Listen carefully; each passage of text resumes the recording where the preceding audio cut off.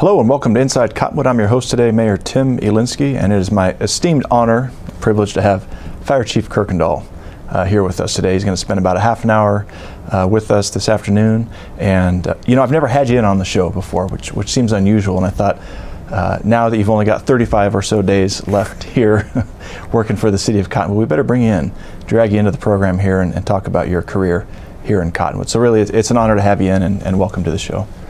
Thank you, Mayor Elinski. It's my honor to be here too. It's been my honor to work for Cottonwood for so many years and serve this community. And I do appreciate you bringing me in here. And I also appreciate maybe not bringing me in here too often. Sure. I'm maybe a little camera shy. Yeah, no, it's fine. I know you've been a frequent flyer on the program, but I have never been on other issues, yes. Yeah. So before the show, we were chatting, and I was pleased to learn that you too are an Arizona native. It seems like I have a lot of Arizona natives here on the program. But tell us a little bit about yourself. Where did you grow up, and where did your path? How did your path get you to Cottonwood? How did I get to Cottonwood? Well, and started out well. I was actually born on Luke Air Force Base. Okay. My mother was a Army veteran, or had been in the military probably and my dad had also been in the military and had just recently had left active duty and was in the Guard. And my mom, when they got married, well, somehow I know my birth certificate says Luke Air Force Base Hospital. So I was born on Luke Air Force Base. We actually were in the Phoenix area then. My dad worked there and was and then in the petroleum business and somewhere in there I want to say the propane business. Anyway, we were in Yuma. I will say this, we were living in Yuma for a short time. I remember being there when Kennedy was shot, so that kind of starts dating me a little bit. But shortly after that we moved to Prescott, and that was in the early 1960s. My dad had was the Phillips 66 distributor for Northern Arizona, and actually built this Phillips 66 station here where the Walgreens is now. There was a station there for years, was a Woody's. Originally it was a Phillips 66 station my dad was involved in when he was the bulk distributor for this area. And so I grew up mostly in Prescott and spent a fair amount of time in the Verde Valley. Right after high school, I actually worked up in Sedona for a period of time. And Dad he moved into the car business by then. He had a dealership in Prescott, and in Sedona he had bought a little Subaru dealership that was there in the mid to late 70s. And I came over and was working there. I'd worked and kind of grew up through the parts department, and was there for a while, then back in Prescott. And as time evolved, different jobs, worked in construction some, and engineering for testing, soil testing and civil engineering work that I was a technician. Then decided to go back to school. Well, actually during that time I became a reserve firefighter for the city of Prescott. Okay. In the very early 80s. And was kind of interested in the fire service, but due to a lot of things it was very competitive to do, and somehow I ended up going to the police academy for Yavapai College Police Department at the time. And out of the academy, though, I did go to work up in the White Mountains. Right out of the academy in Springerville as a police officer. I continued to be a firefighter as a reserve up there. And then in went to work. I'm sorry? You were reserve in Springerville? No, I was a reserve, if you will, or volunteer with the fire department. I was full-time as a police officer up there for, this was in the mid 80s. And then had an opportunity, I was trying to get back to Prescott, and I was only up there for 1.5 to 2 years, and was able to get hired by Yavapai County Sheriff's Office. They didn't have any openings in Prescott. I had a choice between Black Canyon City and the Verde Valley. Well, I was more familiar with Verde Valley. So that's how I ended up back in the Verde Valley. And after working about 1.5 years there was some opportunity, some things transpired, and I was with Cottonwood Fire for about 2 years as a volunteer reserve. And then full-time opening, the city had created another full-time opening, and I got that, and I've been with the city since 1989 with full-time with the fire department. Wow. So, but you had to put your 2 years in as a volunteer. Well, I was while I worked for the sheriff's office. There really, you know, at the time, Cottonwood Fire has evolved some, and I don't know if we want to get into that now, but you ask, and with how things have changed. When I got here, there was a small full-time force, a chief and essentially one captain on each shift, and the rest, and a fire marshal, and the rest was made up by volunteers. We had a very robust volunteer program, and so I was with Sheriff's Office and became a volunteer as soon as I got here. I mean, I remember I'd just gotten here and I saw they were doing a practice burn, and I went over, and next thing you knew, I had a uniform and was on the department, and because I had experience and such, and even when I came on, I was the next. After those positions, they added one firefighter, 40-hour firefighter, to help supplement and give them more coverage in the daytime in 1989, and I got that position. Eventually it evolved into a full, as we hired some more, we're able to hire over the next few years, involved into a second 24-hour shift firefighter position. Okay. Yeah, I do want to talk about what Cottonwood Fire Department looked like when you first started working for them, but before we do, I'm just curious, from law enforcement to fire sciences, what is it that drew you away from law enforcement and more into the fire sciences? I tell people, and I tell even the police officers, I teasingly say, well, I came back from the dark side to firefighting, but I say that in jest. I just figured out, I started in the fire service. They're both public safety, they're different.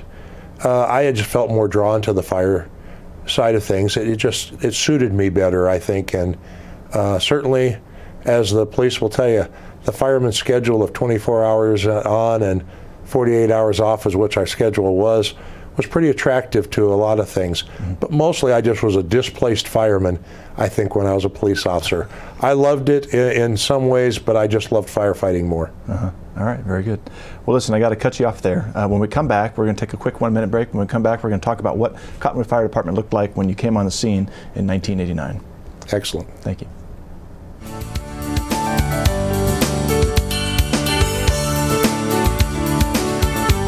This is Bruce Morrow, Transportation Manager for Cottonwood Area Transit. Remember, we cover the entire Verde Valley and Sedona. Cottonwood Area Transit has you covered wherever you want to ride in the Verde Valley, all day, every day. Take Cottonwood Area Transit through Clarkdale, Verde Village, and from 26 locations in Cottonwood. With Verde Links, it's a quick and easy trip to Sedona every day. Don't forget our connectors to Camp Verde. Visit cottonwoodaz.gov for Cottonwood Area Transit and take a seat. Let's go ride. There are people who struggle with addiction and homelessness. Sometimes it may feel like there is nothing we can do to help. But there is. You can make a tax-deductible donation and help those in need transition away from homelessness. When you give someone a handout, you could actually be supporting an addiction. A better life starts with better health, especially for those living in the streets. Support solutions, not addictions. You can make a difference. Visit cottonwoodcares.org.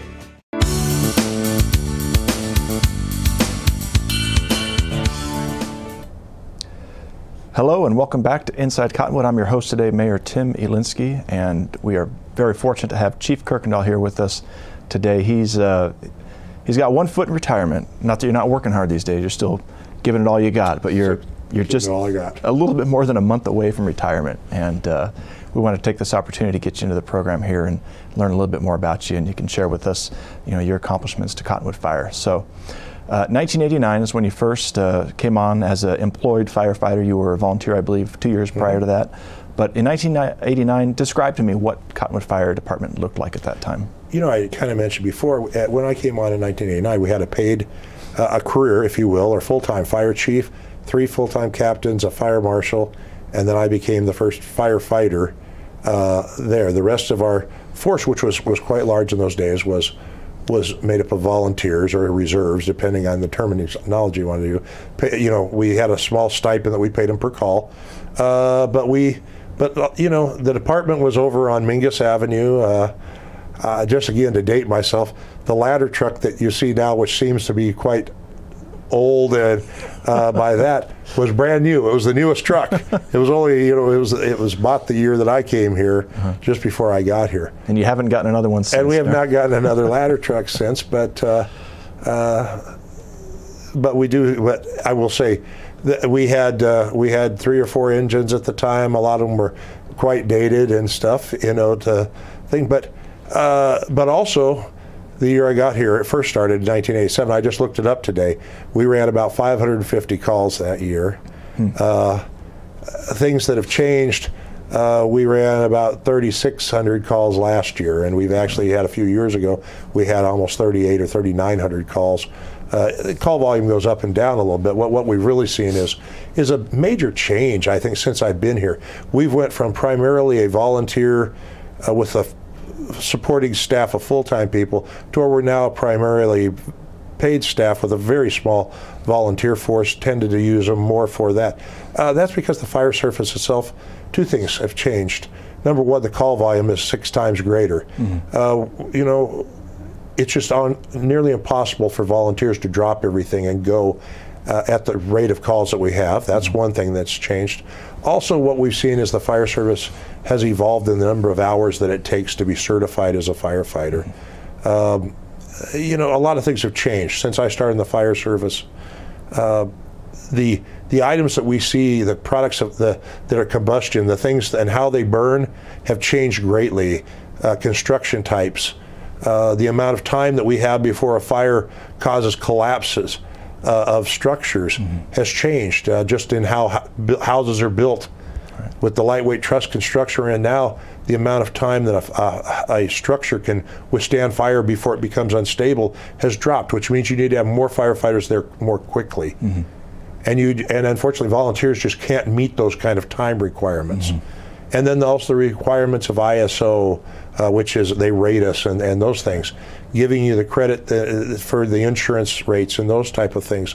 That in this part of the country, especially in the West, we've seen many of the volunteer departments seem to be evolving more into full-time departments to try to meet it, just because the influx of people, the number of calls for service have gone up, the medical side of things. You know, people now, we've taught people to call 911 and they do it well, and which we expect them to do. In an emergency, people, rather than trying to get in the car and go to the hospital, they call 911. Well, that increases call volume. So while our population hasn't went up probably by a fold of 6, our call volume has gone up by a call of 6. You know, a factor of 6 times more calls than when I got here. So roughly how much of your department at that time in '89, early '90s was volunteer? Was it more than half? Oh, it was much more than half. We had, again, as I said, the numbers we had, I guess I became the 7th full-time person. In those days, our volunteer force was usually somewhere between 20 and 25 people at times. It fluctuates all the time. People would come and go, as you can well imagine. But the demands on the initial training for a firefighter has gone from things that we could almost do in-house to where now the academies are through the college, requires a lot of time, dedication. Also, I think people, a lot of the change we've seen is in the demographics. And when I started in the fire service, a lot of people were able to have the time to be able to leave either a business or such and go on the calls because the demand wasn't so great. But as that increased, you know, it's increasingly harder for people to leave their businesses or their jobs and go run on fire calls. So consequently, it's pretty hard for volunteer system to work where you have the call volume that we have. We're quite a busy department for our size of community. Remember, we serve 35,000 people during the day, and a lot of those calls we generate are either, you know, aren't just necessarily residents, but people who are in our community either working or shopping or such. Yeah, my dad was a volunteer firefighter in our small community where I grew up, and I recall him going through the training, and it was quite arduous then. I can't imagine how much more strenuous it is now these days. There's continually more mandates by OSHA and those things that for the training levels, because trying to increase the safety of firefighters. All right, so '89 you came on board. Who was the manager of Cottonwood at that City point? manager when I came on board was Chuck Sweet. Chuck Sweet, okay, great. So you've been through 5 or 4 managers since you came on? We've had Chuck Sweet, we had Brian Mickelson. Okay, so 4. Doug Bartosh, and now Ron Corbin, I believe. Yeah, Sweet. There's some little interim things that people are acting, but I believe that's it. And when did you start to rise up in the ranks? Well, I started in '89. In '94, I promoted to captain and ran a shift. Okay. And that was, there wasn't any level between captain and the chief, you know, so we had a chief and then 3 captains and a fire marshal at that level, and then we were adding paid staff as time evolved, but and was Chief Casson, always the chief when you came on? No. Don Eberly was the chief when I came on, both as a volunteer, and then also he's the one who, you know, when I was hired, Don Eberly, he left in '94, and we had and then Jerry Dirksen was acting for a while till we hired Chief Casson in '95, and he was chief till 2012, and then I became chief. Okay, so he was chief for quite a while before. Oh yeah, he was like 17 years, I believe, here with us, long term. Yeah. Pretty unusual to see chiefs stay for more than 3 to 5 years, and he had a long tenure here. Yeah. Well, and you have as well. We've always been fortunate to have you. So well, I appreciate that. Thank you. There'll be big shoes to fill. That's the truth, you know. Well, I say I've certainly enjoyed my career here. It's been seen a lot of things, and you know, grown quite fond of this community. Well, I'm going to cut you off again here just for one brief minute while we take a break. When we come back, though, I want to talk about some of your accomplishments here in Cottonwood, and then spend the rest of our program just talking about what plans you have for the future. So thank you. Stick around. Thank you.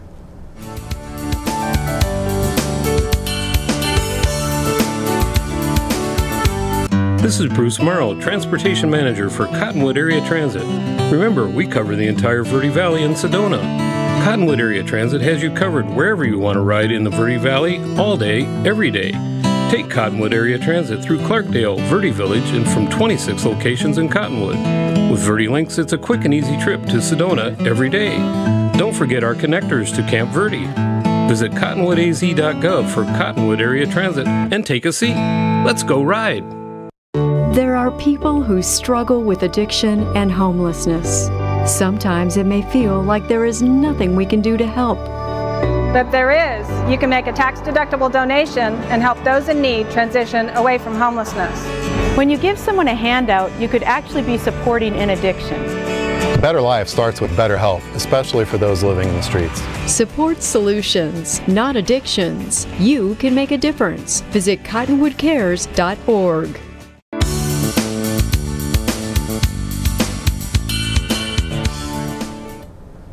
Welcome back to Inside Cottonwood. I'm your host today, Tim Elinski, Mayor of Cottonwood. Lucky to have in the studio with us Chief Kuykendall, our fire chief. He's just 35 days away from retirement, and we're having a great conversation about sort of his legacy here in Cottonwood.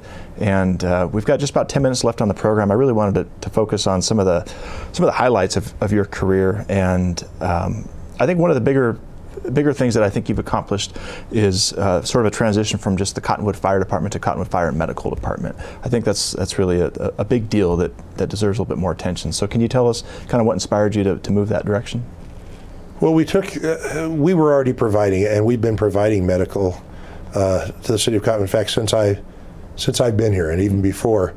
Again, the fire service evolving. People, when they need help, they've always thought to call the fire department, or, you know, one time, you know, you had the idea of the ambulance and was separate, and it is still a separate entity now, but people thought of, you know, when you needed an ambulance, you called, and for so many years, mortuaries ran ambulances. It was just kind of a sideline for them. They had the vehicles that could haul people to the hospital. I mean, we go back, and I remember that was very popular in the 60s. But over time, as fire departments, you know, we're here, we've got people and got the training and have evolved into providing that service. We work hand in hand with our ambulance company, Verde Valley Ambulance Company now. But for many years, they were all volunteer, and we had staffed engines, at least with 1 or 2 on it, could get there a little quicker coming out than having to go and get the ambulance as the ambulance did. They now are full professional, full-time department like we are. But I became a paramedic actually in the early 90s, and have been, I was an EMT before that, and now paramedic. We provide that ALS service. One of the reasons, the impetus behind changing, if you will, our name from fire medical is to just, so often we would get the question when we pulled up on the scene, why is the fire department here? and people didn't fully understand that we are fully certified paramedics and EMTs to provide that service. So other departments, we certainly weren't the first, have put that medical in there so that when people see that, they see on the truck, it makes more sense than why is the fire department here for my medical emergency? Well, we don't just do fire, we do medical. We're an all hazards response agency for whatever emergencies people have that don't fall into direct law enforcement. Somehow the fire department, we're going to be there. Right. And all of your staff is EMT certified? All of our staff are at least EMT, and many of our staff are paramedic level, which is the highest pre-hospital medical certification is paramedic. Sure. Okay, great. And then ISO rating, talk a little bit more about that. I think that's also a really big deal for us here in Cottonwood. Yeah, and certainly we had we had a 4 ISO rating that we had obtained a number of years ago before I became chief. We had a regrade not long after I had become chief. I certainly can't take credit for it. It's a team effort, and certainly the legacy of Chief Cass. And as we had seen improvements in that, one of the big things that helped us in going from an ISO rating of 4. First of all, people need to understand 1 is the best rating you can get, 10 is the worst rating you get, and your insurance rates for many insurance companies are based upon what those scores are. We had a 4, we moved up to a 2. We're close to the top score that you can get. One of many things that helped us was increasing our staffing. In 2009, we had gotten a federal grant. We doubled our line staff in 2009. I believe you were on council when that occurred, and so that helps because it increases your score because you have more full-time firefighters to respond to incidents. So that helped our score. Another, I can't even emphasize enough, that helped us so much was the water system, improvements in the water system. As we have been able to continue to improve the water system, that helps you in the ISO rating also. So those 2 factors, and also then our communication center helps us to maintain it. We got our first, we went to a 2, and I believe it was 2013, I want to believe, or 14. And then we just had a regrade here in the last 2 years, and we maintained our 2 rating. We'd love to move to a 1, but very few departments. In fact, very few to get 2s. So I think there's only 1 department in the state that's well, there have been a few more since then now. Okay. There's been a couple more that have gotten 1s, but it really takes a lot more manpower and a lot of those things to do it. Not that we couldn't. We're getting closer. Right. The next regrade, maybe they can get to a 1. I hope they can. But of all the things that, that's one of the that have been accomplished by the department. Not me. Again, we're a team. I just have been blessed to be able to be part of this team for all these years, and it's our personnel coming through. The increase in training, that's another thing. We really focused in on documentation of our training. We've always done a lot of training, but you see a lot of focus on documentation of training helps you in that ISO scoring. So it took a team effort, but I am certainly proud that we have attained that. Good. And at the end of the day, that saves our citizens money. So it saves our citizens money, yes. Yeah. Another way you've made a lot of headway here in the community and just protecting life and property is the sprinkler ordinance. I think that's another great feather in your cap, that you're able to get the council to see the wisdom in having a sprinkler ordinance, so that all new construction now must be sprinklered. You want to talk a little bit more about that? Well, absolutely. I cannot take credit for that. That was Fire Marshal at the time was one of our battalion chiefs, Tim Wills, and Chief Cass, when the sprinkler ordinance, when we actually established a sprinkler ordinance about 2004, I believe that went in. I can say during my tenure here that we have been able to expand on it some. There was some ambiguity, I will say, a little bit in our sprinkler ordinance as to when certain things triggered the sprinklers, and we've been able to take that ambiguity out and make it very clear for both contractors and those. What we have is all new residential occupancies do have to be sprinklered, and all commercial occupancies over 1,000 feet of new construction. And some remodels also trigger that.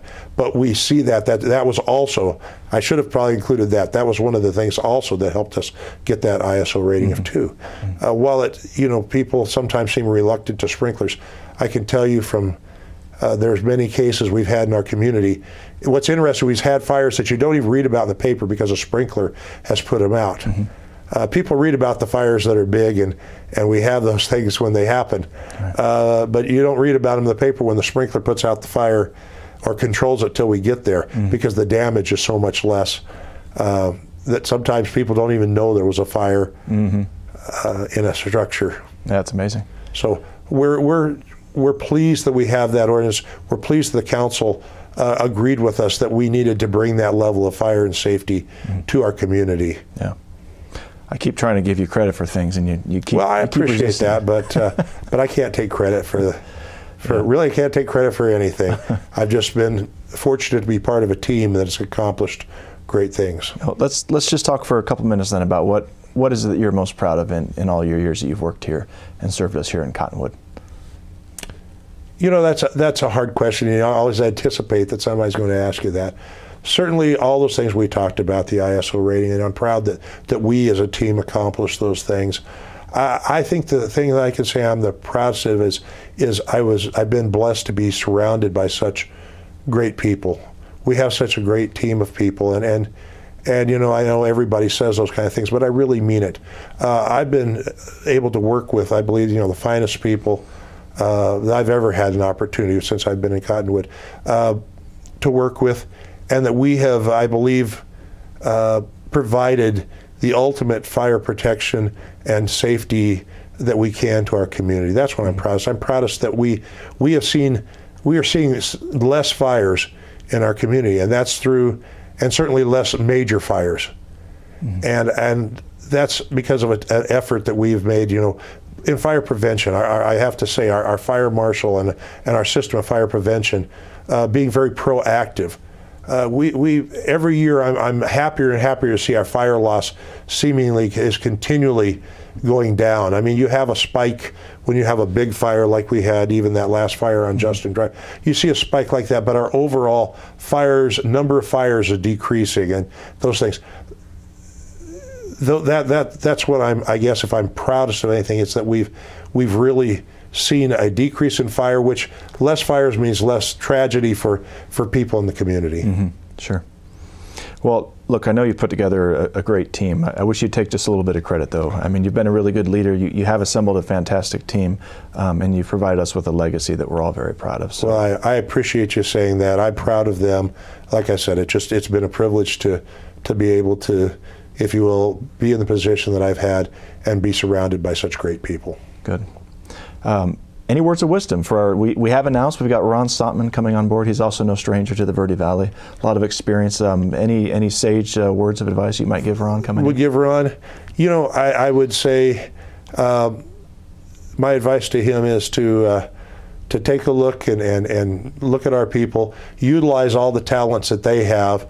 That's, again, what's made me, if I look good, it's because the people have there. And I would say to him, do the same thing. These are great people.